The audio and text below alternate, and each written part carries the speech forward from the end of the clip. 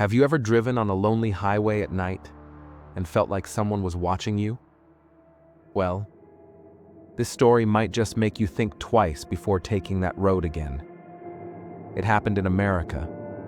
Many years ago, a young couple, James and Emily, were driving back home after a small get-together with friends. The clock had just struck 2 a.m., the most dangerous hour of the night. The highway stretched endlessly before them, swallowed in thick fog.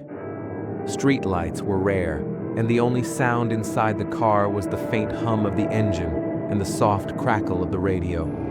At first, everything seemed normal, but as they passed mile marker 46, Emily leaned forward, her voice trembling. "James, do you see that?"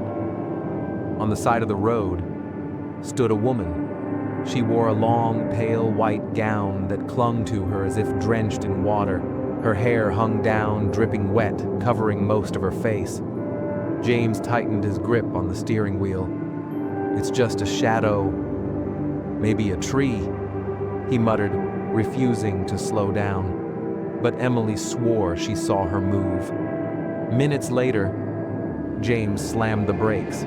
The woman was standing directly in front of their car. The tires screeched against the asphalt. The fog seemed to close in around them. Emily's breath hitched, her heart racing. But when they looked, the road was empty. No one was there. Emily whispered, "James, I know what I saw." She was real. James forced a laugh, though his voice cracked. "Fog plays tricks, that's all."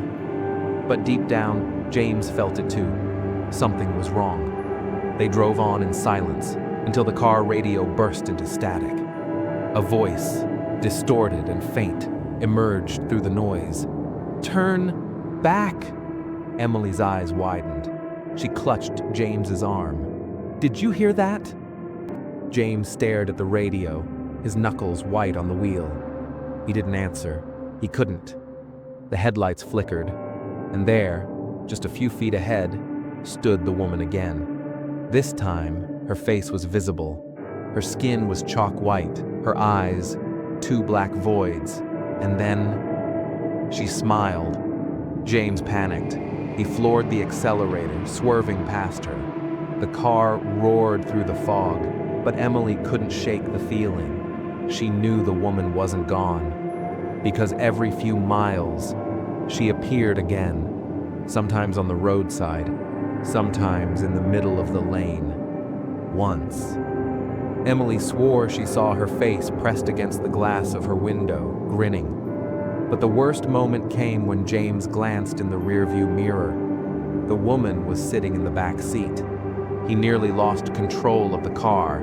Emily screamed, spinning around, but the seat was empty. Or, at least it looked empty. The couple drove faster, desperate to escape. But as they passed the next gas station, James noticed something chilling. The lights were on. The pumps were working. But not a single person was there. No cars, no attendant, nothing. Just silence. Emily begged, "Please stop. Let's just go inside." James shook his head. "No, something's wrong. We keep driving," and so they did. But the woman followed. For hours, she followed, appearing in flashes, vanishing just as quickly, whispering through the radio, scratching at the windows.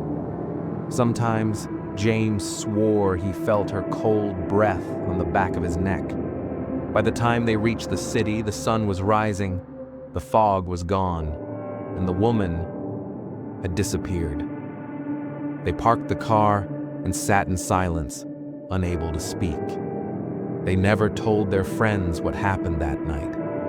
But years later, James admitted something to Emily. The first time they saw her, when she was standing on the roadside, he noticed something he never told her. Her feet. They weren't touching the ground. And to this day, James refuses to drive on Highway 46 after dark, because some say the woman is still there, waiting, watching, searching for the next car that dares to pass through her road. So if you ever find yourself driving late at night and the road feels too quiet, check your mirrors carefully, because she might be sitting in your back seat, smiling.